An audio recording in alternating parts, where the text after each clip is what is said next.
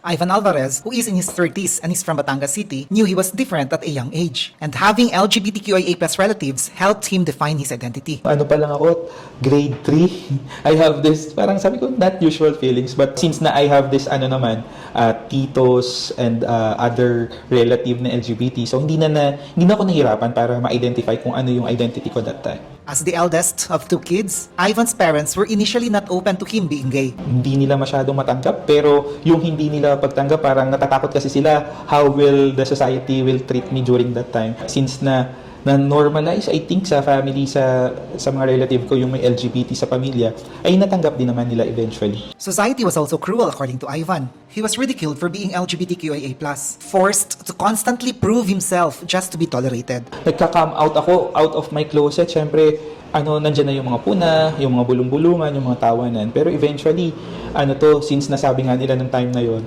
mag-aral ka ng mabuti, di ba? Parang yun lang yung nagiging escape ng mga LGBT, yung may patunayan. Pero hindi naman dapat lagi ganun. Yun yung naging way ko before na, sige, nagsikap ako sa school at the same time, naging masipag akong anak. For Ivan, there are many challenges faced by LGBTQIA+ people that are not given attention.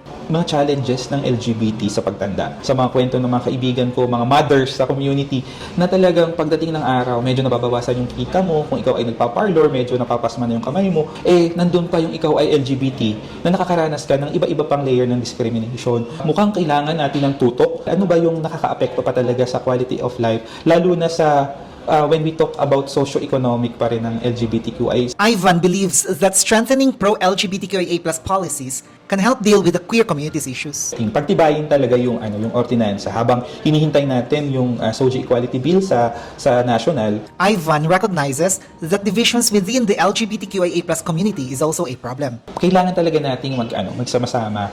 Ibig sabihin, mabumuo ng support system.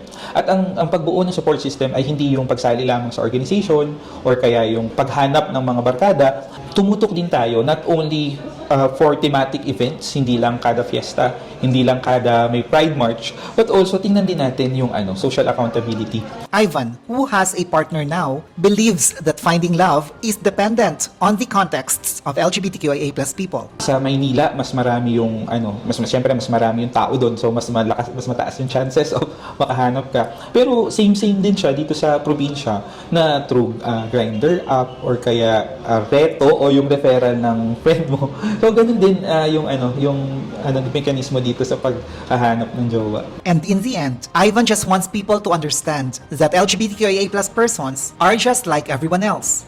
Normal. Ang LGBTQIA ay hindi ito kumbaga sakit, hindi ito karamdaman. Ito ay natural na phenomena. Lahat tayo kasi ay nakakaranas or meron tayong sexual orientation, may dinidetermine natin yung gender identity natin at lahat tayo ay may expression. So yung SOGI ay pangkalahatan at yung LGBTQIA ay normal. We are only asking yung magbibigay lang ng equality for all. Yun lang yung hinihiling natin. Itrato tayo ng pantay.